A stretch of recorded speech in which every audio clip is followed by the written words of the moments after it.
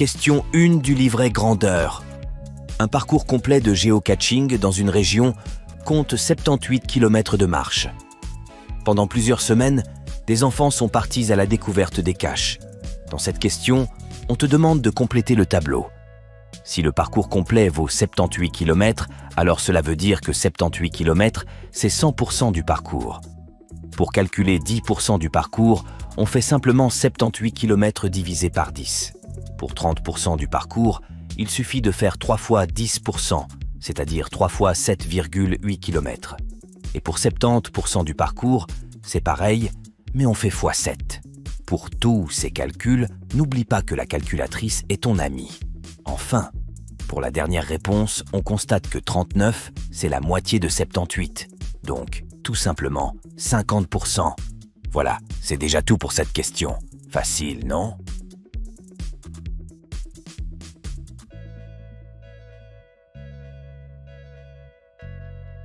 Question 2 du livret grandeur.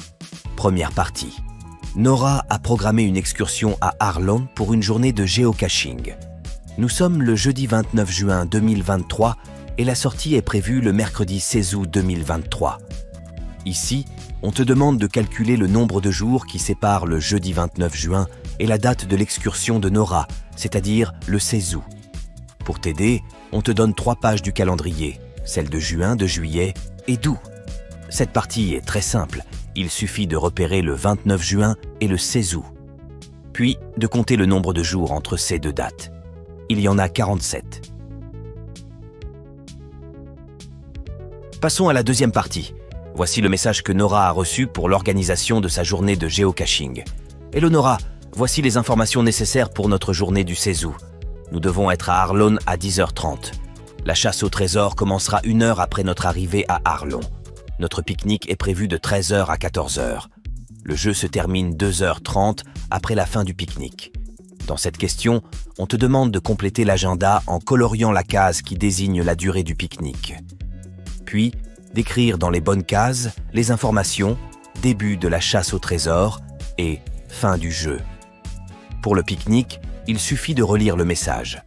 Pour le début de la chasse au trésor et la fin du jeu, tu devras effectuer un petit calcul. Là aussi, toutes les informations nécessaires sont dans le message. En résumé, lis attentivement l'énoncé et tout se passera bien.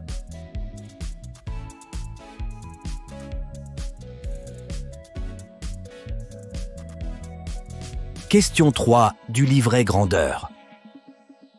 Nora prépare son sac pour participer à la journée de géocaching. Voici ce qu'elle place dans son sac à dos. Première partie. On te demande de calculer en kilogrammes la masse de son sac à dos lorsqu'il sera rempli. Attention, tu dois écrire ta démarche et tes calculs. Pour cela, il faut d'abord convertir chaque masse en kilogrammes.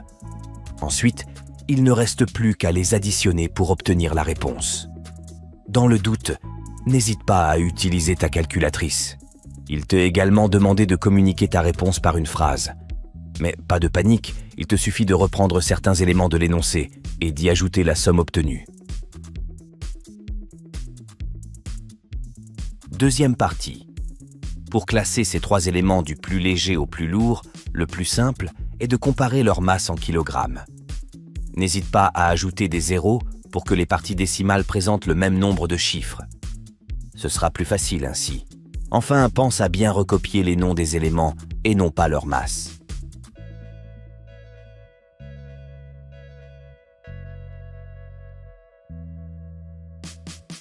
Question 4. Du livret grandeur.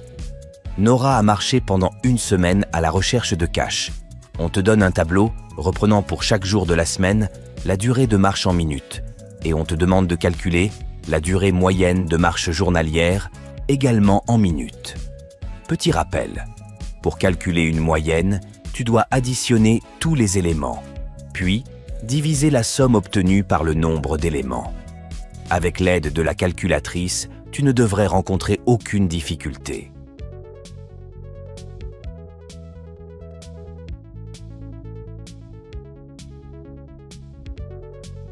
Question 5. Du livret grandeur. Dans cette question, on te présente des informations et on te demande de compléter un tableau. En réalité, seules les informations contenues dans la première ligne du tableau te seront utiles. Tout d'abord, tu dois trouver comment passer d'une colonne à l'autre en multipliant ou en divisant les nombres présents sur la première ligne.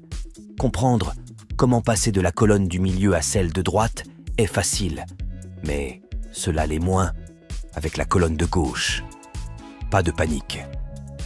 À l'aide de la calculatrice, commence par diviser le nombre de pas par la durée de marche en minutes. Tu obtiens le nombre par lequel multiplier ou diviser pour aller et venir entre la colonne de gauche et celle du milieu. Enfin, il ne te reste plus qu'à te servir des nombres ainsi trouvés et de la calculatrice pour compléter les autres lignes du tableau.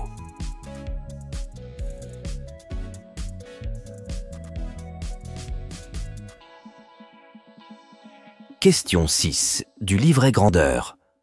Pour une même distance, quand le moniteur fait 3 pas, Nora en fait 4. Après un déplacement entre deux caches, voici ce qu'indique le podomètre du moniteur. Ce podomètre indique 480 pas. On te demande de calculer le nombre de pas que Nora a effectué pour ce même déplacement. En ce qui concerne le moniteur, pour passer de 3 pas à 480 pas, il faut faire fois 160. Dès lors, pour Nora, il faudra aussi multiplier son nombre de pas par 160. À nouveau, pense à utiliser ta calculatrice. Il ne te reste plus qu'à écrire une petite phrase et c'est déjà fini.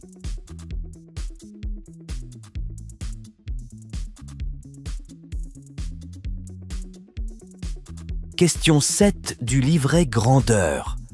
Le géocaching est aussi possible dans les grandes villes. Pour s'y déplacer plus facilement, on peut louer des vélos électriques si on a plus de 16 ans.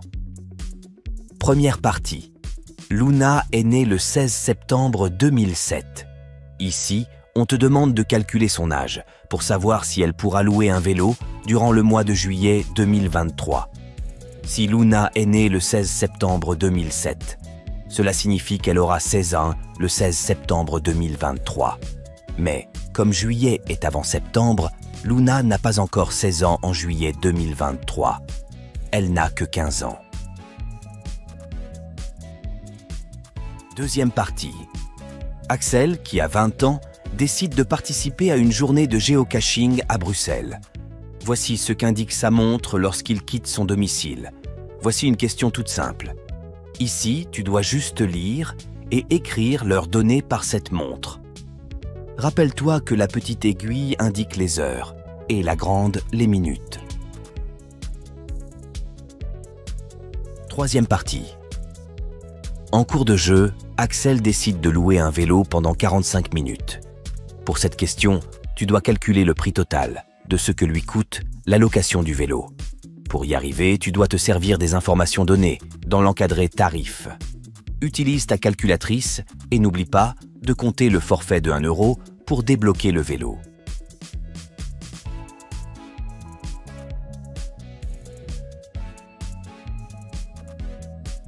Question 8 du livret grandeur. On te renseigne la capacité de 5 hectolitres. Première partie. On te demande d'entourer la signification du préfixe hecto. Hecto signifie 100 fois. Seconde partie. À présent, il t'est demandé d'entourer le nombre de litres indiqué par 5 hectolitres. C'est assez simple, puisque hecto signifie 100 fois. 5 hectos représente 5 fois 100, ou plus simplement 500.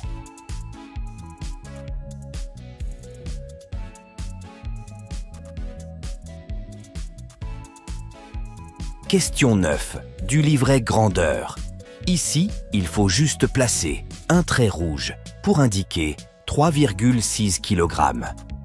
La seule difficulté est de comprendre qu'il n'y a pas 0,1 kg entre chaque petit trait, mais bien 0,2 kg.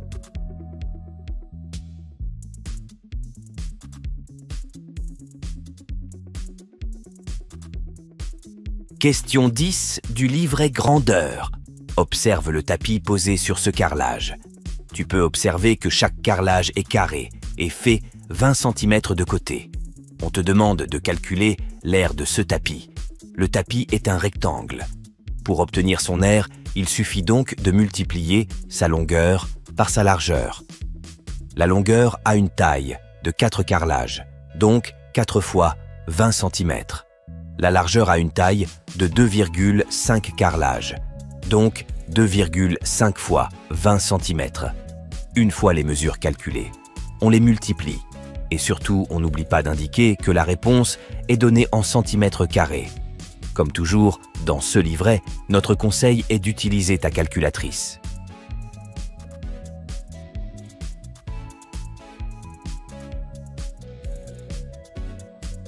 Question 11 du livret grandeur.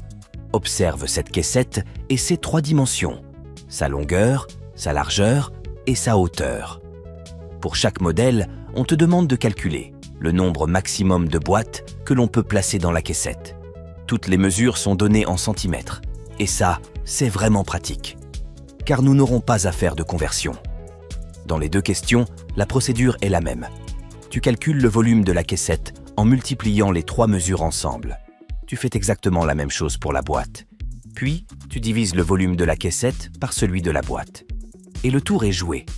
Encore une fois, utilise ta calculatrice.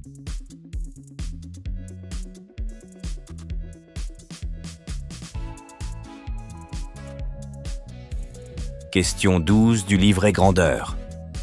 Complète les opérations en t'aidant des disques fractionnés. L'utilisation des disques rend cette question très simple. Pour le premier calcul, tu colories les fractions données et tu comptes le nombre de morceaux que cela représente. Pour le second calcul, tu colories la première fraction. Puis, tu imagines que tu enlèves la seconde fraction. Il n'y a plus qu'à visualiser ce qu'il te reste. Voilà, c'est déjà tout pour cette question.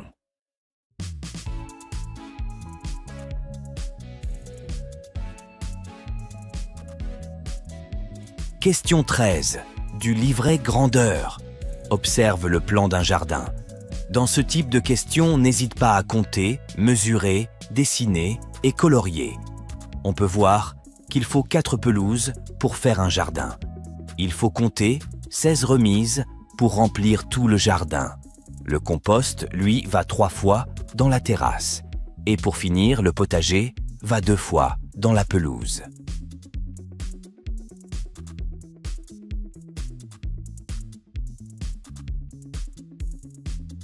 Question 14 du livret grandeur. Coche la proposition correcte.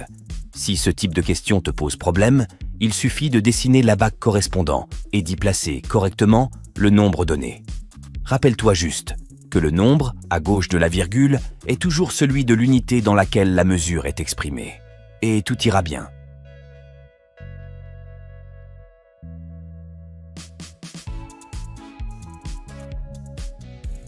Question 15 du livret grandeur. Observe cet abat-jour cylindrique suspendu au plafond de cette pièce. Elsa souhaite entourer l'abat-jour avec un ruban. On te demande de calculer la longueur exacte du ruban qu'Elsa doit préparer pour entourer complètement cet abat-jour. Sur l'image de droite, la vue du dessous, tu peux lire le diamètre de l'abat-jour. Ensuite, tu dois simplement appliquer la formule du périmètre d'un cercle et exprimer la longueur obtenue en centimètres. Encore une fois, calculatrice et connaissance des formules sont les clés du succès.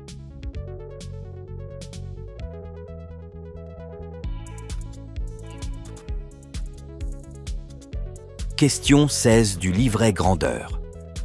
Estime et complète chaque phrase. On te présente 3 récipients, en partie remplis. D'abord, tu vas devoir estimer quelle proportion du récipient est occupée. Et ensuite, tu devras calculer ce que cette proportion représente sur base des informations qui te sont fournies. Dans ce genre de questions, les réponses ne comportent généralement pas de virgule. Alors, ne cherche pas de fractions compliquées.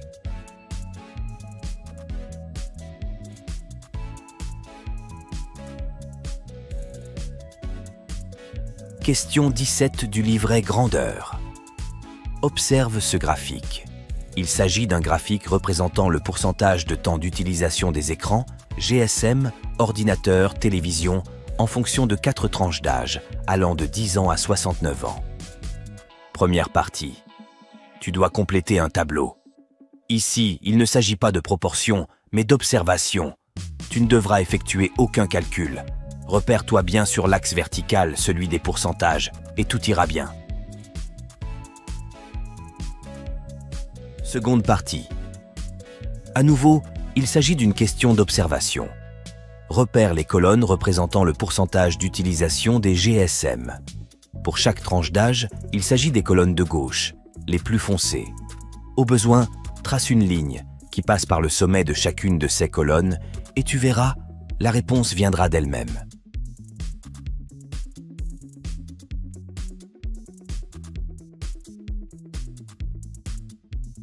Question 18 du livret grandeur. Complète les mesures pour obtenir 1 mètre cube. Dans les deux cas, le volume du solide s'obtient en multipliant ensemble ces trois mesures. Tu vas donc devoir trouver le facteur manquant pour obtenir 1. Le premier calcul est vraiment très simple. Pour le second, tu vas devoir réfléchir un peu plus. Si tu le préfères, tu peux exprimer ta réponse par une fraction.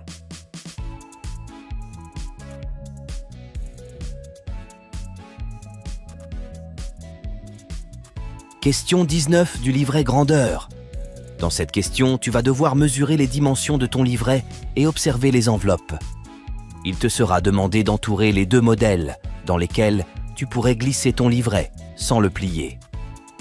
La question cherche à vérifier si tu sais correctement utiliser tes instruments de mesure. Alors, positionne correctement ta latte et ouvre bien l'œil.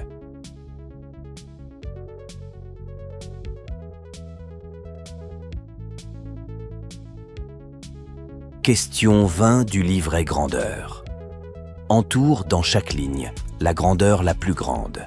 Ici, comme souvent dans les questions de comparaison, tu dois commencer par convertir toutes les dimensions données dans la même unité. Ne te complique pas la vie et choisis comme unité l'une des unités de base, comme le litre, le mètre ou le mètre carré.